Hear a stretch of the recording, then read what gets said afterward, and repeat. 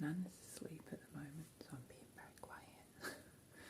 So, I wanted to share what happened yesterday. And yesterday was really a bit of a crazy day. I got up, walked to the hospital, as you know, and I was kind of like really looking forward to the MRI in a way that I had it in my head that my head wasn't going in the machine, and because that's what I'd been told, and I had it that it was going to give me the answers.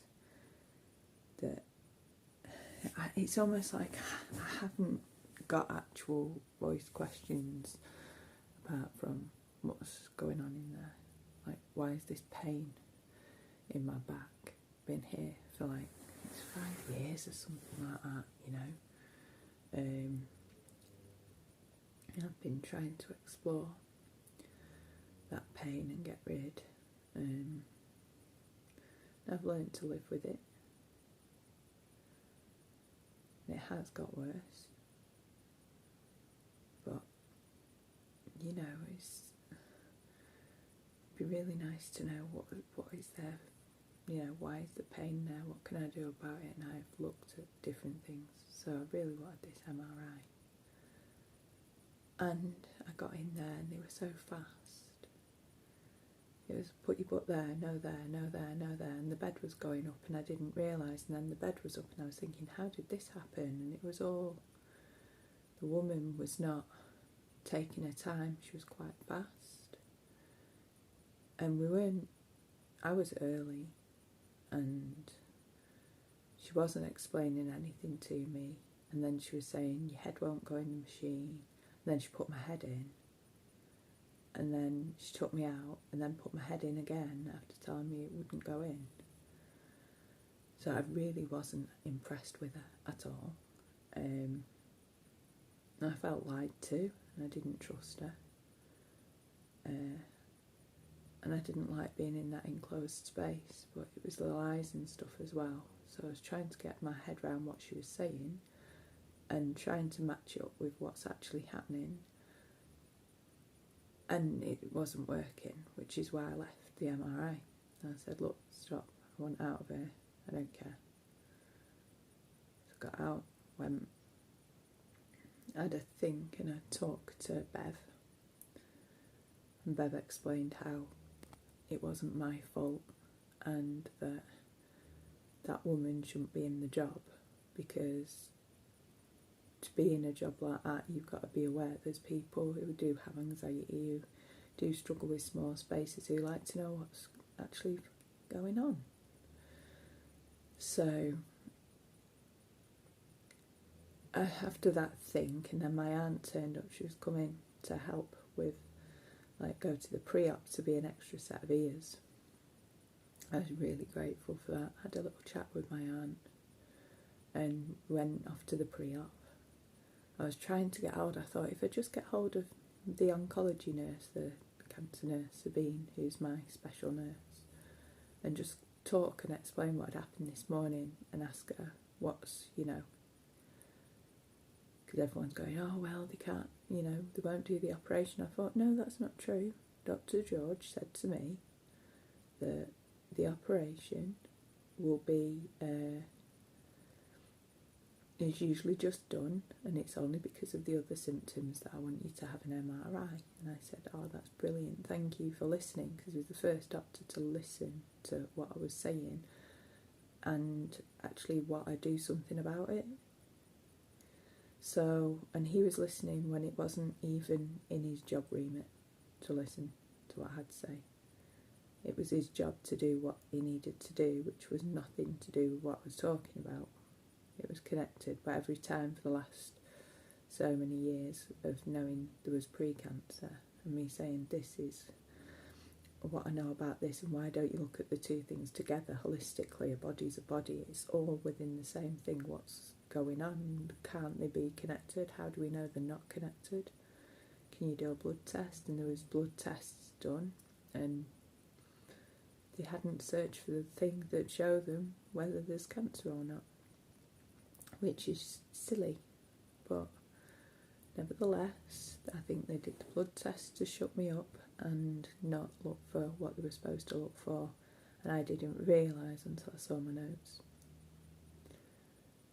Which is why we should be able to see our notes and be able to take responsibility and see things and question things to the best of our ability, or find someone who can help us understand what we see.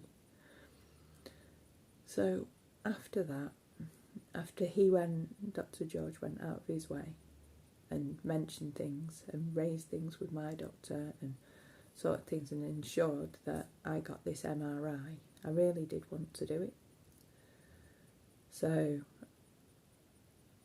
after the pre-op, speaking to the pre-op nurse, I explained myself and told her about the things like the hole in my heart, and she was like, oh, we didn't know, and we don't have the notes, and we need to, because it was at a different hospital, and we need to get your thing. Well, she sorted it out. Within 10 minutes she had me an appointment, because she spoke to them and said, oh, we've got nothing until the 15th of June, and she said, oh, she's on the cancer pathway, bang, straight away.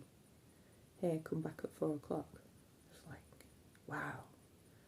There's a lot of power in that word, cancer, you know. All of a sudden people are able to pull appointments out of thin air and make things happen as if by magic. So she did, and the pre-op nurse was absolutely lovely, and she sorted my echo out, and I said, look, I'm going to go and speak to Sabine, and on the way down to speak to Sabine, I'm going to call in at the imaging place and I'm going to have a word and explain. So walking down, I went to the lady at reception who was a star. She was really lovely. There was 2 of them. And I went, look, I'm really not being funny, but I left this morning and hadn't had my MRI, and this is what happened for me. I don't, want to be a bother, but I want to just share something, and I want to know, basically, like, what's the truth of it? What happens in there? Like, what would you do to me? Where would, can you guarantee my head's not going to be in the machine? What's the actual truth, and what would needed to be done to be able to get what's needed for the MDT meeting tomorrow? And she said, hold on a minute, don't worry, it's not a problem. I'm going to find someone and I'll be back in a minute. I went, all right then. And she was really, really nice, and she went and got someone. It was called Rosie, and Rosie was an absolute star. She said, oh, come on with me. She took time, she didn't have to, took time. Radiologist, come and sit with me and ask me what happened. And she said it shouldn't have happened, and she's very sorry, and we can all learn from this, so it's really important you share what happened. So I was talking to her and we discussed things, and I said how lovely the lad was, Joyson, and how that everything was so fast, and I was just overwhelmed, and when someone's saying something what happened and then to do it twice and stuff, and she was like, yeah, absolutely. So she said, how about if we rebook and see what I can do, and would you see someone else and things like that. And we discussed things, and she said I can have my mala beads and everything with me, which was brilliant. So she rebooked. Now, I didn't know until I got there. I don't know if she did, but she came out and she said, Emily, shall we, and I was like, so there you go. And I wandered off with her, and my aunt had come with me, and I was sitting there listening and talking to her and answering the questions. I was just so glad it was her. And we went into the room and she talked me through it. She said, this is what it is, this is what's working, this is how it works. Like, she said, this is the bit of you that you have to lie on, because that's the bit that, the imaging comes through. So you put your butt there and your head there, we raise you in, you go in, and you'll only go in up to there, but I can't guarantee the table won't move, and I don't know how long until, because of the sequences that are needed. I'm like, okay.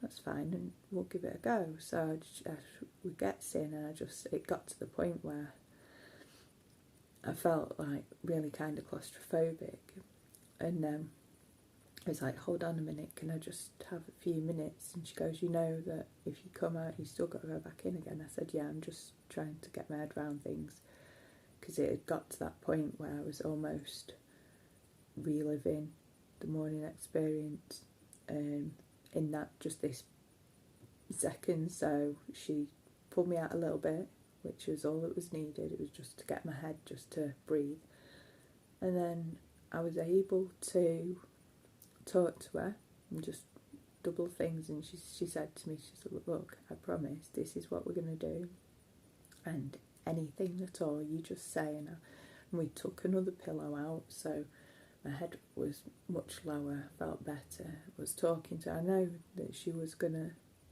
like be honest with me and stuff, and I could hear her. She was going to talk to me through the headphones and tell me what was what. I was like, okay. So I got in, we went and did that, and she taught me through it, and I did it. And after a few rounds of the mala beads on Ram, as I managed to get back to loving awareness. You see, Ram goes so much quicker. Ram, Ram, Ram. And when you get onto I am loving awareness, I start, so I'd starting to cool down. I felt my body like calming down and relaxing. And then I was like, I am loving awareness, and I could really, really did relax into it. And then it was like the machine was saying Ram, Ram, Ram, Ram, Ram, and it was so really helpful. And then it was like making like stormtrooper noises, like boom, boom, boom, boom. I was like, oh wow, they're having a like little shooting match out there. And I thought of my mate whose picture's a stormtrooper. And I thought, oh, he's in there, he's battling. so that was cool. And yeah, it was good in the way that I was relieved. It got done and sort of quickly. I was so grateful for Rosie to hold space and be there, and I was also grateful because as I was there and I was looking up, I saw certain people come in and look and then wander off. I think they realised that when they take some time to slow down, because there was 2 of them that morning, and then there was just Rosie and me, and Rosie was out of the room and she was doing it, no bother, all sorted. I think that they did learn the importance of slowing down, being patient and listening and explaining what they're doing. So I'm really grateful for that. And then I wondered, so yeah, that was that done. And yesterday, before I managed to go back to Rosie, I went and managed to find, I was looking for my cancer nurse, but I managed to find the lady who's my new cancer nurse, because my cancer nurse goes on holiday or on leave or something for a week or 2, at which point I get this other lady who was amazing. And I went in, I said, I'm just trying to find this number, could you help? And I just dropped in by chance, because I'd put the number in a safe place and obviously lost it. And I went in and she says, oh, hold on a minute, I'll just check the office. And then she goes, oh, this woman, she would really like to talk to you. I was like, oh, okay then. And then I went in, and it's like this kind of amazing woman, this amazing nurse who really, you just want to pick up and hug. She was so polite and friendly. I mean, most of the people were yesterday. Most of the nurses and the staff were lovely. Even the guy with the male one, doctor, who did my heart, the hole in my heart, and taking pictures of that. Absolute star. It was funny as hell. And he turned round and he mentioned weight and stuff. He goes, oh wow, how did you lose all that weight? I went, oh, cancer. Well, he nearly dropped his stick, didn't he? Oh, poor thing, bless him. I said, I prefer Swimming World for how to lose weight. I'd rather I hadn't lost all this weight this time, because I'd lost weight again. And it was alright, you know, and had a good laugh and chat about Slimming World, and we had a giggle and talking about living and dying and life after death, or, you know, and stuff like that. It was an interesting talk with him. But anyway, I'm going round the houses here. I'll go back to me nurse. She was an absolute star, and we was talking, and she listened, and she heard my new questions, and she's gonna speak to Dr. George, and then he's gonna call me tomorrow, which is now today. So at some point today, after this meeting where everyone comes together with all the results of different tests and things, and they then discuss what's what and what should be done or what could be done and who goes where and what happens. So it's interesting to know that Dr. George has said no one else is to take my patient. This is my patient, because I think he knows, because I ask him questions and he answers me. I have more respect for him, because other people that don't answer questions about their own jobs or no answers, I have no time for them, and they have no rights to come anywhere near me or my body, and I won't allow it. So I do trust Dr. George, because I know that for what he knows and what he believes, that's his truth, and he's very into it, very passionate and knowledgeable. And even when I thought he wasn't really listening, but I was saying things anyway, he really listened, and he really makes a difference. So I'm gonna see how things go, and I have no intention of going anywhere other than in his care. But we'll see what happens today. I'm gonna have a talk with him later, and I'm just gonna talk to him later when he calls and see what he's got to say, and see what he's going to tell me about all the things that are going on or not going on. And I've got a mantra for today: healthy, whole and complete. So if you would like to join me in raising the vibe today, please see me as healthy, whole and complete, and together we'll raise that vibe, we'll raise that consciousness, we'll create that prayer field that says everything's healthy, whole and complete, and we'll see what happens next. And that's where I'm at. I'm focusing on healthy, whole and complete, and spending the day with my parents. So I'm gonna go off now and get a cup of tea and some Weetabix, and wait for my parents to arrive. So have a blessed day. Don't be afraid to speak your truth and shout out to people, and make sure your voice is heard. Keep asking questions and following your truth and your intuition. Don't be pushed aside. Don't push the intuition down. Don't suppress it. Don't go against it. Feel into your body. Feel into your truth and speak. And if you don't feel strong enough to speak, make sure you've got someone like Bev or my aunt who's capable of turning around and going, whoa, hold on a minute, and helping you ask the right question. Okay, have an awesome day.